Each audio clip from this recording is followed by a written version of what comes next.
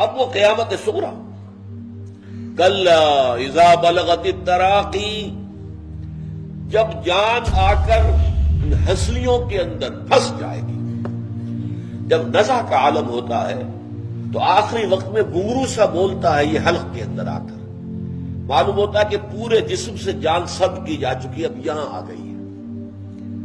کلا اذا بلغت التراقی وقیل من راق، اور اس وقت کہیں گے ہے کوئی جھاڑ پھونک کرنے والا.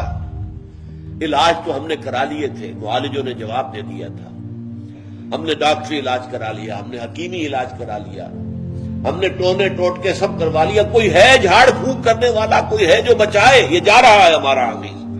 وقیل من راق وظن انہ الفراق، اور جس شخص پر وہ کیفیت بیت رہی ہے اسے اب یقین ہو گیا ہے کہ اب فراق ہے، جدائی ہے، اب بیوی سے جدائی ہے یا شوہر سے جدائی ہے، اب اولاد سے جدائی ہے، رشتہ داروں سے جدائی ہے.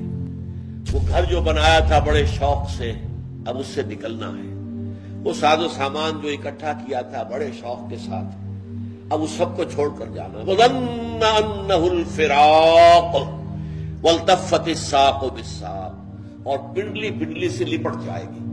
یہ نزع کے عالم کے اندر جو ہے وہ ٹانگیں جو ہے ایک دوسرے کے ساتھ لپٹتی ہیں. إِلَىٰ رَبِّكَ يَوْمَئِذٍ الْمَسَاقُ، آج تو اس دن تو لازماً دھکیلے جاؤ گے، اپنے رب کے حضور تک پہنچا دیے جاؤ گے. ساق یسوق دھکیلنے کے معنی میں آتا ہے، اسے سواق بنا ہے، ڈرائیور.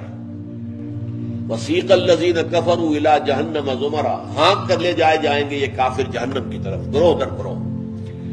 مساق، ہانکے جانے کی جگہ کہاں ہے؟ الی ربک یومئذ المساق. اب کوئی جائے پناہ نہیں، کوئی جائے فرار نہیں، اب تو لازماً تمہیں اپنے رب کے حضور ہی میں حاضر ہونا ہے، اور تمہیں دھکیل دھکیل کر فرشتے وہاں لے جائیں گے.